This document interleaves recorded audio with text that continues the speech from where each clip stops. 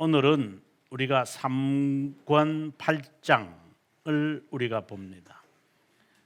지금 우리가 보는 이 주제는 회개, 그전에는 믿음, 그전에는 성령 이렇게 했습니다. 이 관계들을 하나하나 이 논리적으로 잘 보셔야 합니다. 성령 하나님의 주된 사역이 뭐죠? 했을 때 4장 1항에서 4장 1항이 아니죠. 1장 죄송합니다. 1장 4항에서 믿음을 심는 것이며 믿음을 강화시키는 것이라고 합니다.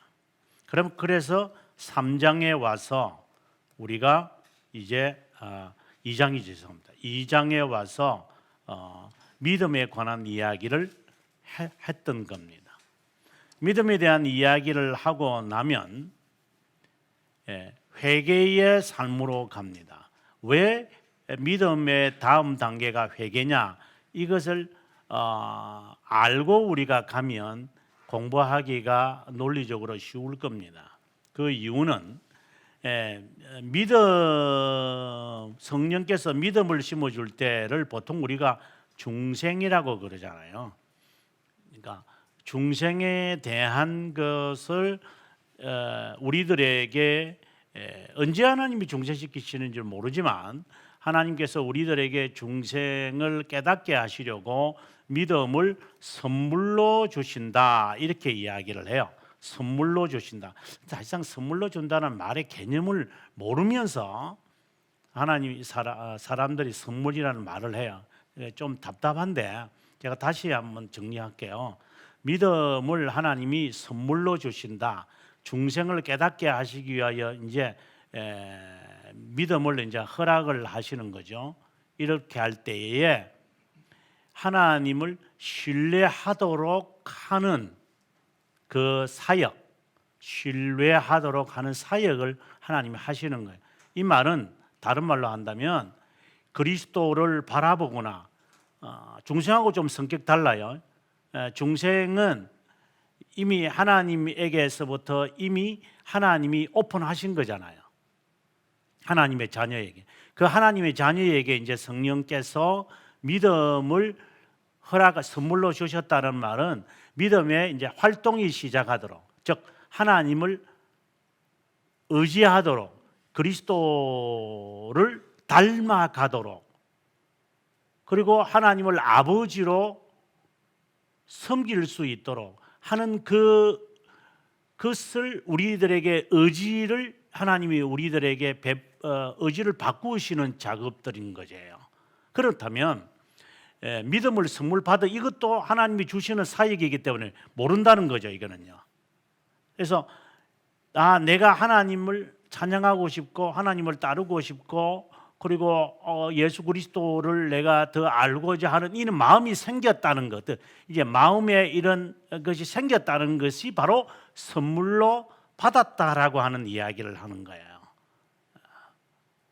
그래서 내가 하는 것이 아니라 이 모든 것이 다 하나님께서 내가 의식이나 인식이나 내가 느끼기도 전에 이미 하나님이 나에게 이런 심정을 허락하신 것이구나 이렇게 우리가 받아들이는 거죠. 그래서 하나님을 나의 하나님, 예수 그리스도를 나의 주님으로 내가 이제 내 삶에 모시는 거예요. 이제 이 작업을 우리는 일어났다면 선물로 받았다 이런 단어로 쓰는 거죠. 그러면 누구에게, 왜 선물이라는 단어를 굳이 쓰느냐 하면 누구에게 줍니까? 라고 질문을 했을 때 선택된 자에게 주는 거예요. 이제 이렇게 이야기가 되는 거죠. 자, 선택된 자에게 이런 것을 믿음을 주시기 때문에 자기 스스로가 자발적입니다. 자발적으로 말씀에 순종하도록 억지로 하는 게 아니라 자의적으로 할 수 있도록, 영어로 말하면 willful, 죄송합니다. willful. 자의적으로 하나님께 순종하며 배우게 하도록 하는 거예요. 억지로 하는 게 아니에요. 왜 내가 하나님에 대하여 알려고 순종하고 그분을 닮으려고 하는지 몰라요. 내가. 그러나 그것이 나에게 자의적으로 생겨난 거예요. 이게요. 이것을 우리는 믿음으로 믿음의 선물을 받았다 이렇게 말하는 거예요. 그래서 믿음을 하나님이 주세요 이렇게 우리가 말을 할 때에 아버지에게 자기의 아이가 어려움에 있는 그 아들을 둔 아버지가 왜 당신이 제자들이 낫게 하지 못했다 이랬을 때 주님께서 꾸짖었잖아요. 이 믿음이 없는 자들아라고 이야기하니까 아버지가 나에게 그 믿음 주세요라고 하니까 주님이 아무 대답도 안 해요. 그래 이 개념을 모르는 거죠. 뭘 믿음을 달라고 하느냐고. 우리는 지금 그 행동을 하고 있는 거죠. 그래서 믿음은 달라 안 준다 이렇게 해서 주는 것이 아니라 하나님의 선택된 자에게 하나님을 향하도록 이미 믿음을 비밀적으로 허락하신 것이기 때문에 나는 이제 그것을 순종하는 믿음의 훈련이 나에게 필요한 거예요. 이 믿음의 훈련이라 그래요. 내가 하면 되는 거예요. 내가 하기 싫은 거예요. 하기 싫으니까 자꾸만 달라는 거잖아요.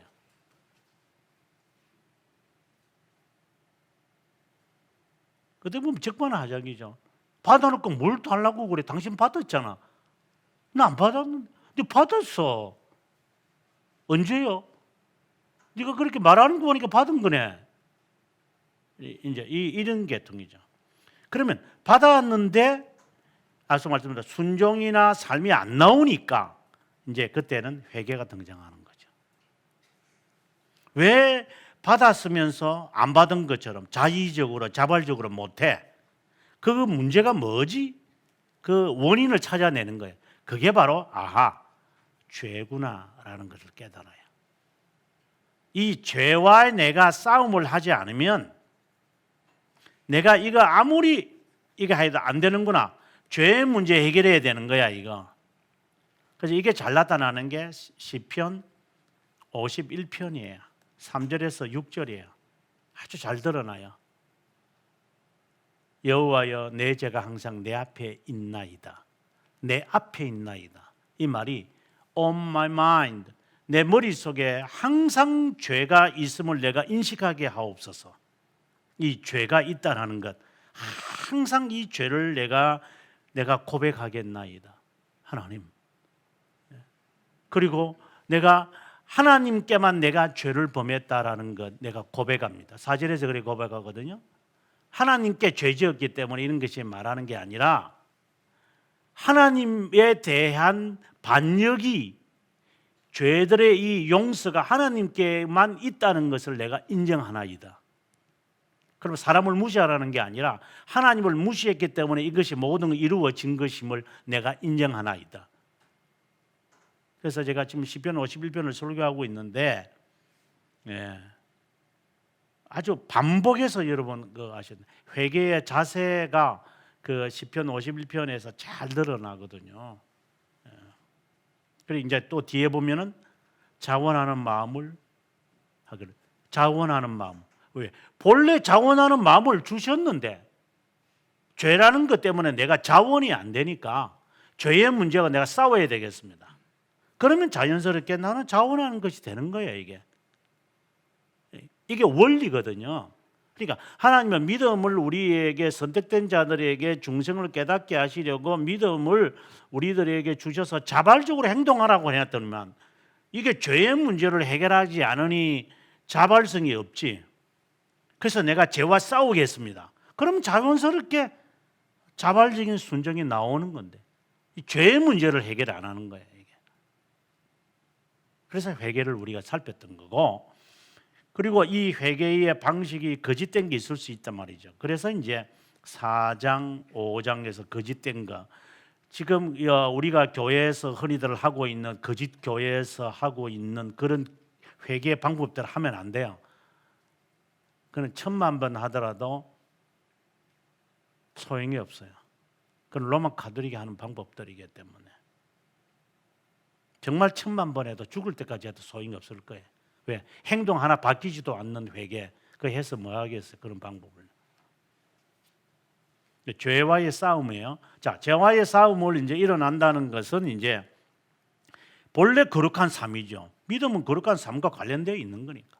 그래서 이제 이 삶은 이제 어떻게 되느냐라고 했을 때 이제 원리를 제시하는 거죠. 칼빈 선생이. 그 첫 번째가 자기 부인이다 이렇게 말을 해요.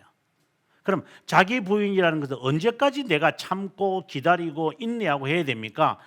그 마지막이 어디입니까? 예. 내가 참고 기다리고 여기에서 순종해야 되고 내가 내 스스로가 내려놓고 하는 이 모든 것의 한계가 어디입니까? 십자가 지는 삶이다 하고 구체적으로 십자가 지는 삶을 신뢰로 딱 제시하는 거예요. 그래서 오늘 우리가 이제 십자가 지는 삶은 자기 부인으로 이해하게 되어진다. 그러니까 자기 부인의 한계, 울타리를 정하는 것이 뭐냐? 십자가 지는 삶이다. 그래서 너희가 나를 따라오려거든 자기를 부인하고 자기 십자가를 지고라는 말씀이 바로 그 말인 거예요. 자기 부인이라는 것은 이제 견인과 관련이 되어 있고, 그 다음에 십자가 지는 삶이라고 하는 것은 그리스도를 닮아가야 하는 그리스도의 순종이거든요. 그리스도를 닮아가는 것이거든요. 이게 그리스도를 닮아간다는 게 나중에 이제 좀 있으면 나오지만 이게 순종의 증가가 의의 증가다. 좀 있으면 제가 설명할게요. 다시요. 의의 증가라는 것은 하나님의 입장에서 우리들에게 증가하신 거잖아요. 용서하신 거예요. 그러면 나는 의의 증가에 대해서 실천하면 되잖아요. 그게 순종의 증가거든요. 그게 뭡니까? 그리스도의 십자가 지는 삶을 내 삶에 내가 자발적으로 하는 거야. 어떤 사람들은 순종의 증가가 성화와 관련이 있고 의의 증가는 칭의에 관련있다 이렇게들 이야기를 해요. 그건 조지신학자들이 하는 거고, 순종의 증가는 자발성을 갖고 하는 거예요. 그리스도를 닮는 거니까. 그래서 그 한계가 어디냐? 십자가 지는 삶이다. 이게 얼마나 힘든 거예요. 십자가 지는 삶. 예수 그리스도도 죄송하지만 예수 그리스도도 지기 싫은 거였으니까 정말 싫다는 거예요.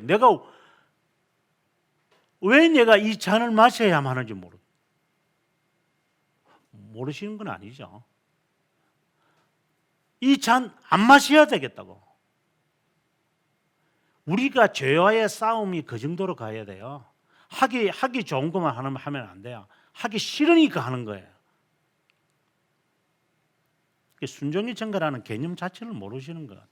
의의 증가가 뭔지 개념이 자꾸만 이런 그 조주 신학적인 개념만 이렇게 머리에 남아가지고 실제로는요 어려워요. 그래서 너는 내게 합당치 않다고. 이 말은 네가 믿음을 받았다면 자발적으로 순종하게 당연히 순종하는 거예요.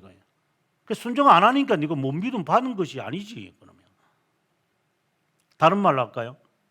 너는 유기된 자지. 그러면 순종이 없는데 무슨 유기된 자인 거죠? 이거는 심각한 겁니다. 그래서 이제 그 학자들이 하는 말이 성화가 없이는 칭의도 없다. 이렇게 이제 결국 말하게 되는 거예요. 하도 사람들이 이제 그런 거짓말들을 많이 하니까 학자들이 이제 너무 답답해서 이제 성화 없는 칭의는 없다 이렇게 말할 정도로 해버리는 거죠. 저도 그 말은 이해가 돼요. 그러나 그렇게 말하면 안 되죠. 자, 이건 서론적이고요. 이제 십자가 지는 삶에 대한 이야기를 한번 들어가 보도록 하겠습니다. 1장은 하나의 선을 하고요. 이 2항부터는 이제 그 혜택들을 설명하고 있다. 이건 그냥 서론적인 이야기입니다. 자, 그러면은 내용으로 들어가겠습니다. 그리스도께서 제자라 부르시는 높이까지 경건한 마음은 올라가야만 합니다. 그것이 바로 십자가 지는 삶입니다. 이게 우리의 목표입니다. 십자가 지는 삶까지 가는 것이 이 의미는 주님께서 선택하셔서 자신을 따르는데 합당하도록 인정하는 자마다, 다른 말로 한다면은 믿음을 준 자마다 이렇게 말하면 되죠. 또 다른 말로는 중생을 시킨 자마다 경쟁시킨 자마다 자연스럽게 이렇게 하게 돼 있어요. 이거는요. 하지만 다양한 종류의 악을 맞이해야 하겠지만 그 가운데서 훈련시켜서 하나님의 뜻을 이루어 가도록 하는 거다.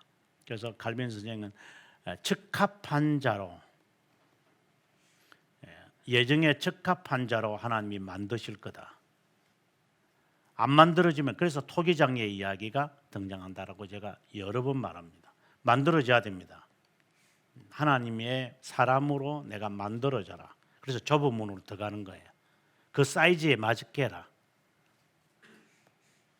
그래서 30대, 20대 입었던 옷 입고 다니도록 해라, 이 말입니다. 쉽게 말한다면. 자, 그 다음에 계속해서 읽겠습니다. 그분의 고난을 공유함을 알게 될 때 부활의 권능을 붙잡고 그분의 죽으심에서 그분처럼 될 때, 이 순종을 말하는 거죠. 그분의 영광스러운 부활을 공유하는 준비를 갖추게 되어집니다. 그래서 고난과 그리고 죽음, 이거 죽음이라는 단어를 아주 중요하게 칼빈이 쓰는데, 죽음에 대하여 그분처럼 십자가 지려고 할 때에 비로소 이제 부활을 준비하게 됩니다. 그래서 제가 이런 말을 하죠. 죄 죽이기를 하는 사람들은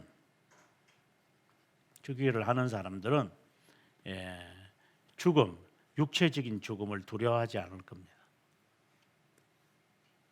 그래서 당신이 정말 제대로 회개하고 있나요? 이건 진짜 물어보기는 어려우니까 간단해요. 당신은 죽을 준비됐나요? 이렇게 물어보면 돼, 자기 스스로에게. 내가 죽을 준비, 아직까지 죽을 준비 안 됐다. 그럼 당신의 회개를 하고 있는 게 아니에요. 후회하고는 있겠죠. 후회는 하는데 회개는 안 하죠. 후회만 하고 회개는 안 하는 거예요. 엄청난 차이죠. 그러니까 죽음이 두려우니까.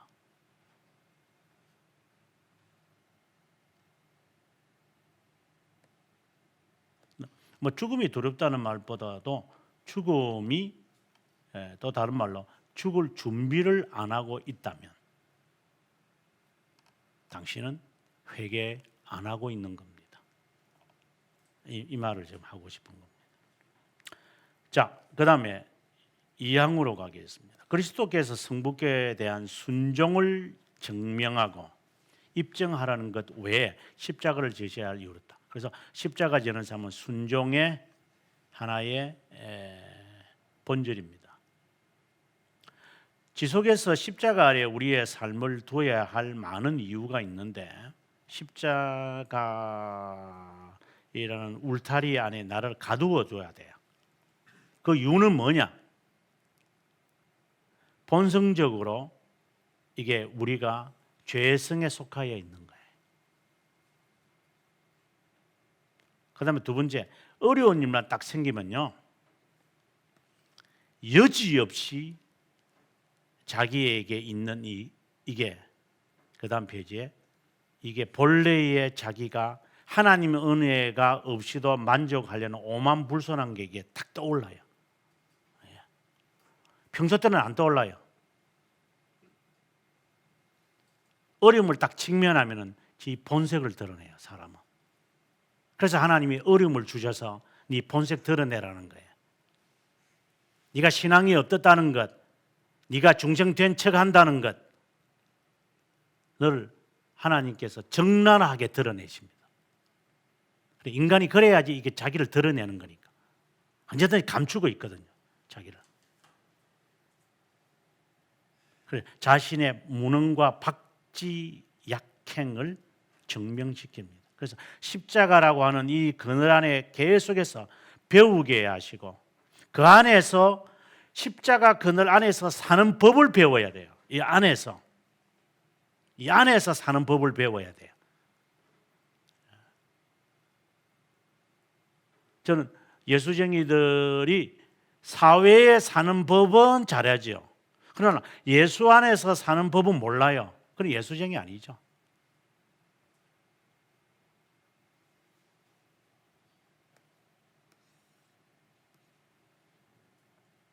예를 들어서 시집간 딸내미가 일만 있으면 전화 와서 엄마 이건 어떻게 해야 돼? 저렇게 해야 돼? 하면 처음에는 어머니가 그래 내가 너한테 못 가르쳐서 그렇구나 가르쳐 주는데 계속해서 전화 와서 하락하면 너는 언제 철들래? 좀 제발 철 좀 들어라. 내가 너 때문에 내가 죽지도 못하겠다. 이제 이런 말까지 하시죠. 자, 해설자용에 가서 제가 여러분들에게 하나 소개해드리겠습니다. 나중에 해설자용을 꼭 한번 참고하셔야 됩니다. 이게 460페이지에 있는 거. 여기에서 경건한 자의 삶은 그리스도의 제자, 높은 십자가 지는 산까지 올라가야 한다. 그 이야기에 대한 주석을 제가 이렇게 쓰고 있습니다. 제가 주석을 제가 설명 한번 해보도록 하겠습니다. 여기 보시면 경건한 자의 삶은 그리스도의 제자의 삶이고 겸손의 삶이고 닮아가는 삶이고 순종을 배우기 위함입니다. 그리스도는 죽으심으로 순전하는 법을 배웠고 구속 사역을 완성하셨습니다. 의의 정가란 순종의 정가입니다. 이 페이지가 여기 있습니다. 꼭 찾아서 공부하셔야 됩니다. 순종을 우리의 순종으로 여기는 겁니다. 의의 정가라는 그런 겁니다. 이게 바로 칭입니다. 그분의 죽으심처럼 우리의 부패한 자신을 죽여야 합니다. 그렇게 되지 않았을 때 비통함이 따를 겁니다. 어렵다 여겼다라는 것은 하나님과 화해가 되어진 것이기 때문에 어려운 자만 하나님과 교제를 할 수 있는 겁니다. 그러면 어렵다 여김을 받은 자이기 때문에 순종하는 거예요. 자, 그럼 다시 돌아가서